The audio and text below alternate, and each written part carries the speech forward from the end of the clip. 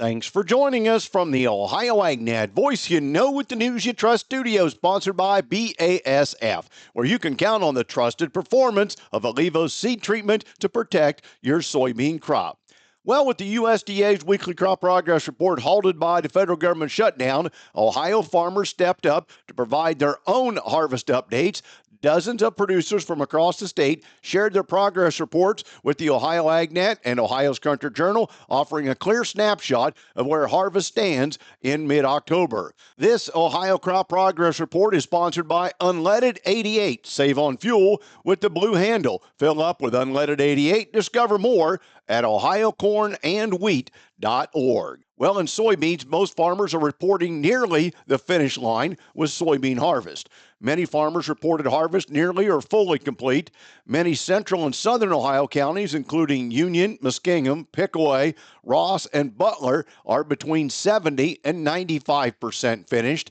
And a handful of farmers reported nearly the halfway mark due to weather delays or equipment issues. For corn, the progress is more variable. Most respondents have barely started, citing wet fields or prioritizing soybean harvest.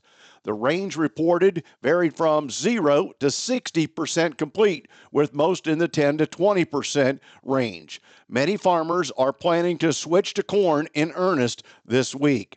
Nearly all respondents said their fall wheat planting is complete or almost complete, with stands already emerged and off to a strong start in many areas. Despite last week's rain delays and the occasional combine trouble, Ohio farmers are making steady progress in the 2025 harvest season. Thank you to all the farmers who reported their crop progress so that we could share it with everyone.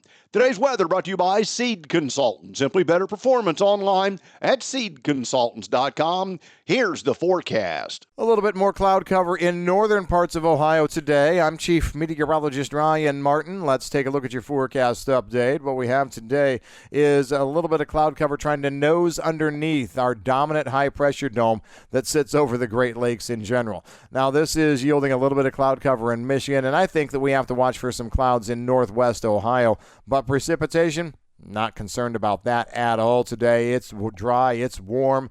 We are back in the fields with relative ease. We stay warm and dry tomorrow and Friday as well.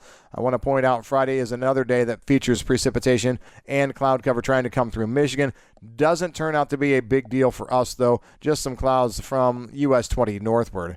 On Saturday, we see increasing and thickening clouds ahead of our next frontal boundary. That shows up overnight Saturday night through Sunday. 1/4 to 1.5 inches of rain out of that coverage, 100% of the Buckeye State. However, we dry down pretty quickly on Monday morning. We are quite warm Monday, Tuesday, cooling down later in the week, but I think we're going to be dry all of next week. Might see a few hit and miss scattered showers early Saturday the 25th, and that's going to lead in some very chilly air. Finally looking at a widespread frost and maybe potential freeze as we move into that weekend of the 25th and 26th next week. That's the way your forecast is stacking up. I'm Chief Meteorologist Ryan Martin. And thanks, Ryan. The Animal Agriculture Alliance has published a new Meat Matters Guide. The guide is a science-based resource highlighting why meat, dairy, poultry, eggs, and seafood are essential to a balanced diet and sustainable food system. The report covers the nutritional benefits of these foods and addresses common misconceptions. As Americans are putting a greater emphasis on hitting protein goals, animal protein is here to deliver with nutrient-dense food choices, said Emily Ellis, Director of Communications and Content at Animal Agriculture Alliance. Whether it's protein quality, vitamin B12, or iron absorption, these foods deliver essential nutrients that are difficult to replicate with plant-based sources alone. The Meat Matters Guide includes a fridge-ready poster comparing the nutritional profiles of various animal protein sources based on dietary needs and preferences. Our goal at the Animal Agriculture Alliance is to serve as a resource for curious consumers, Ellis added. The Meat Matters Guide provides an easy-to-understand resource for health professionals, educators, and consumers so they can feel confident about their food choices. And the dairy's future is bright, and it's brightest when industry is united toward common goals. The chairman of the International Dairy Foods Association and the National Milk Producers Federation said 11 billion or so in projects are happening or about to happen that will significantly grow the industry's capacity throughout the country, said Dara Maccabee, CEO of Idaho Milk Products and chairman of the International Dairy Foods Association. That means the processor community is stepping up, and we all know that the dairy producers community will do its part as dairy farmers always do. And alignment with the investment also comes further innovation capabilities or further investment in innovation capabilities so that the U.S. can continue to lead the way in delivering value for milk in increasingly sophisticated ways. We need new laws that help farmers continue to have the labor that we need on the farms to produce the milk. And without that, that's the biggest critical issue that I see as what could affect future dairy production in this country, is just making sure the cows get taken care of and the cows get milked under the labor standards that we have today, Mooney said.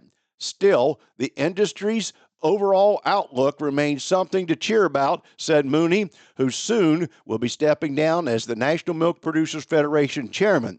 Reflecting nearly 2 decades of leadership in that role, Mooney said, "It's been an honor to be a part of a profession that improves people's lives."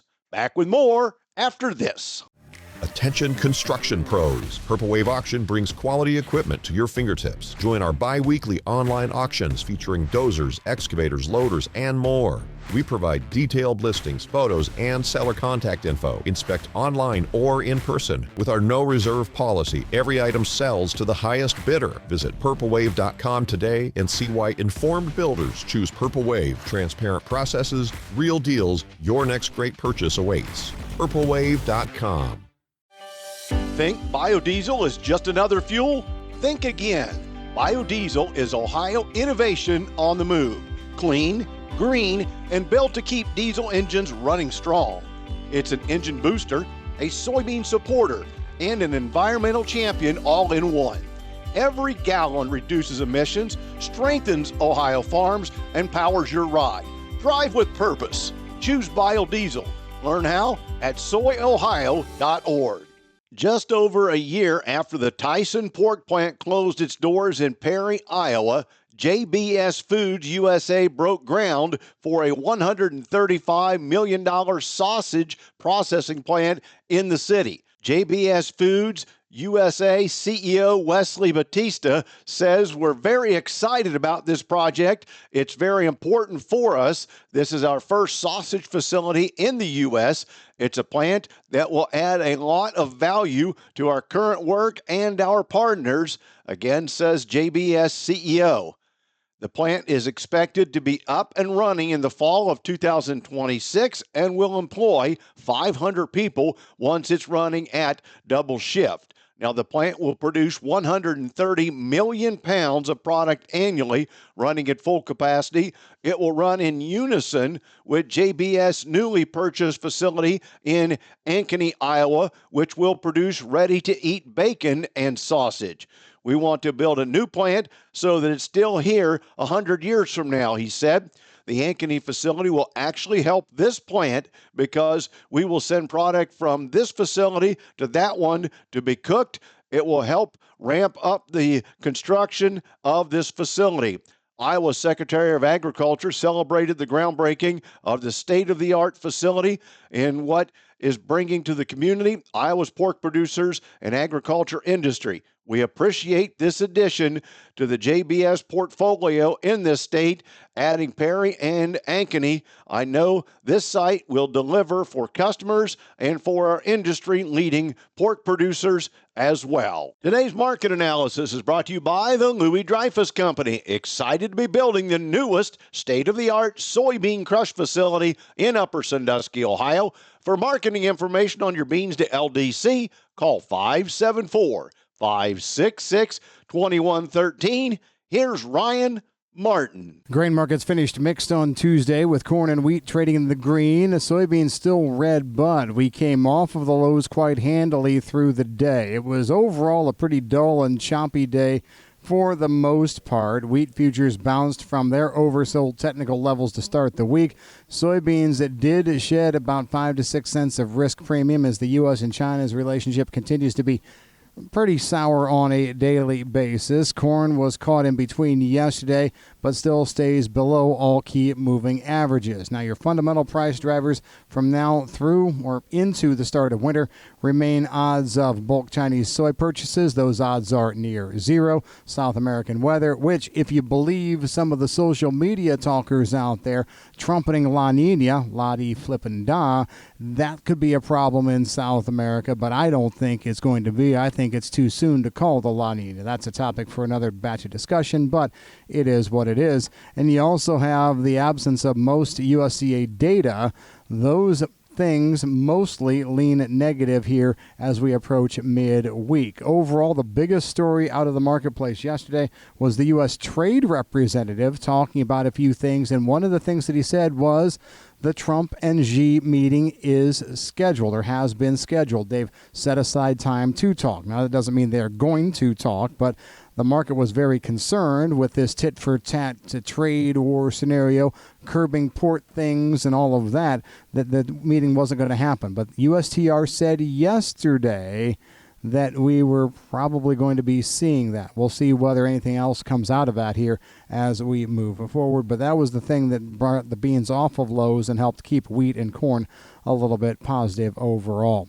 U.S. soy export shipments the last 2 years peaked on October 20th. That is this coming end of weekend, early next week. So we're not going to get there. Year-over-year discrepancies are set to widen considerably as we finish out the month of October and move into November. I'm Ryan Martin. And thanks, Ryan. Back with the overnight figures after this. When you're buying seed, there's more to a transaction than money. You're exchanging time and trust, hoping each decision adds up at harvest. Seed consultant sales professionals don't take that lightly. With products made to excel in the Eastern Corn Belt and agronomic knowledge that stands up to the test, we're all about the same things you are: reliability and results. Buy into a better seed experience. Visit seedconsultants.com to view our corn and soybean lineup. Let's talk about America. Not taxes or tweets or the issues that divide us, but how incredible our country is. Whether you come home to a crowded city street or sleepy small town, everyone deserves to live in a clean, green, and thriving community. We are Keep America Beautiful, the nonprofit working with millions of people like you to end littering, improve recycling, and beautify communities. Learn more at kab.org. Together, we can do beautiful things. Today's market's brought to you by Seed Consultants. Simply better performance online at seedconsultants.com.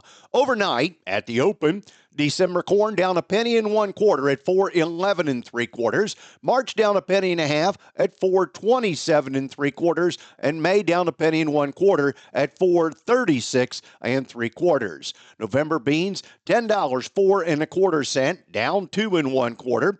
January $10.22 1/4, down 2, and March $10.37 1/2, down 2. The July wheat down 1 1/4 at $5.39 1/4. Carry that out to September. You're $5.53 1/2, down 1 1/2. At yesterday's close, October cattle up $1.25 at $241.82. December up $1.75 at $246.50. February $248.52, up $1.32. Hogs were mixed, with October up a nickel at 97.47, then December down $1.70 at 83.15, and February down $1.52 at 85.45. The November feeder cattle up $4.60, bringing it to $381.32. January up $4.32 to $378.05, and March feeder cattle up $4.27, bringing it to $375.52. Be sure to check out the latest on our website, CabCams. More information Ryan Martin's weather, it's all at OhioAgNet.com. This is the Ohio AgNet.